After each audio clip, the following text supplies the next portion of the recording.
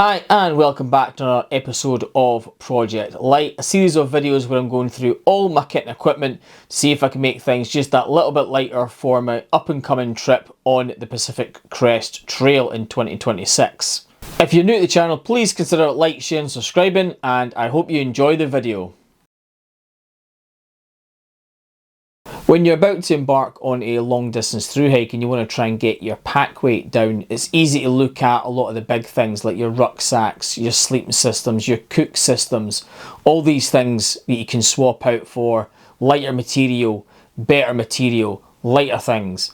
But we tend to forget about a lot of the little things. Now, I'm not talking about your toothbrushes and cutting them in half and stuff. These are quite obvious things when it comes to through hiking, but there's a lot of things that are hidden within our kit that we generally forget about. I'm calling this your invisible weight. Well, this is the things that's spread around throughout our kit that we just don't see on a day-to-day basis, and they provide absolutely no purpose whatsoever. Take these lovely little set of gloves from Decathlon. They're quite light, not too big. Doesn't appear to be anything major on them that's useless apart from, oh look, a tag. Check this one out. That is a lot of tags.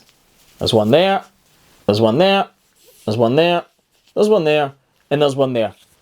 It's quite a few tags for one set of gloves. This one also has a tag on it as well. These labels do provide a purpose. They tell us the material, they tell us how to wash them. However, do we really need them on the trail? So, this is weight. It may not appear a lot of weight, but when you actually start going through all your kit and equipment, you might be surprised that it might add up. And that's exactly what I'm going to do in this episode today. I'm going to go through all the clothing that I've got. I'm going to look for all these hidden weights that's lurking around all my kit and equipment. And I'm going to be cutting these off and then we're weighing them and finding out how much this useless weight actually mounts up to. I'm not just doing clothing. There is other things that, that create invisible weight as well throughout our kit, which we'll go into after I've dealt with the clothing. So let's get down to it. Let's start going through all my stuff, finding all this hidden weight and start getting rid of it, shall we?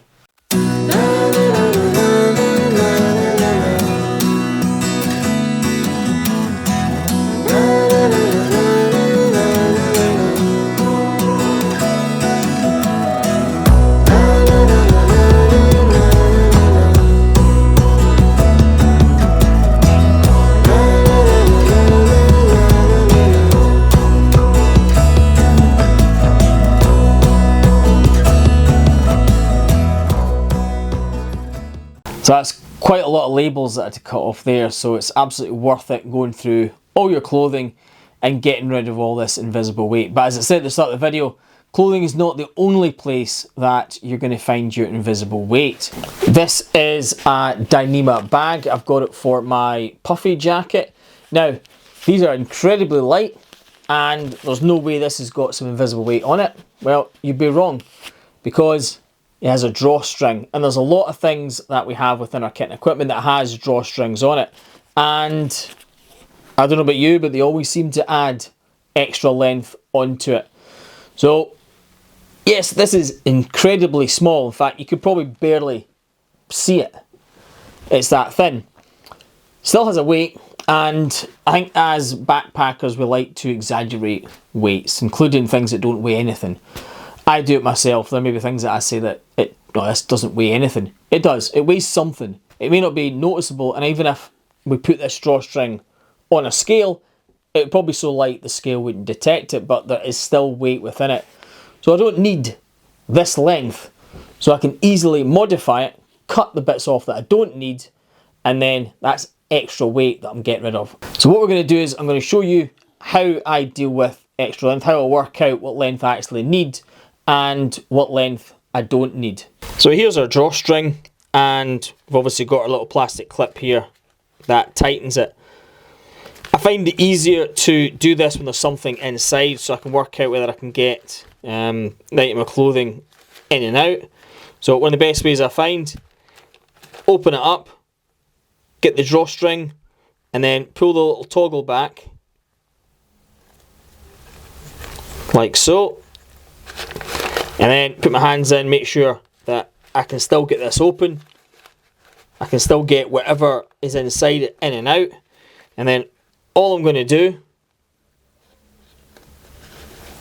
is tie a knot on it.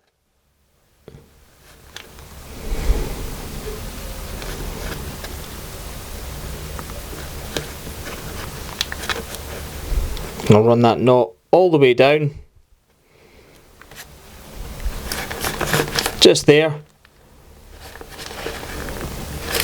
And there we see our knot.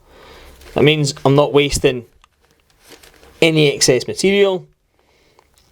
That means that I've now got all this length here to trim off. I can easily get in and out of this bag, as you can see here.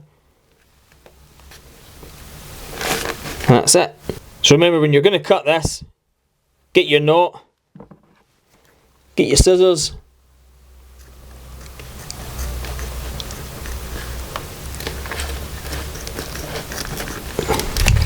cut off the excess, stump up the rest, and then with a lighter, just give it a little burn, and that will stop it from fraying. And that's got rid of that invisible weight. So let's do that with my other two bags.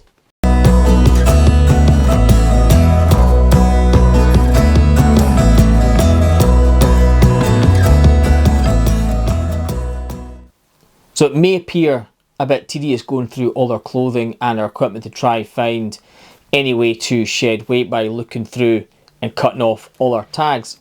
However, it all adds up. Here's the weight we've managed to lose by just cutting off a few tags. May not appear like much, but grams do eventually build up to kilograms. So even starting small by cutting off a few tags, cutting our toothbrushes in half, all these things do add up in your pack weight.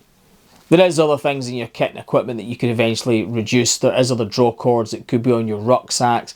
There could be straps that are just a bit too long. You do not need them to be that long. There's lots of different things you can do and look at throughout your kit. I hope this has shown you another way you can try and lighten your pack weight. You don't always have to go to the wallet and buy the new latest Anima 10 or the new lightest rucksack. There's other ways that you can lighten your pack weight.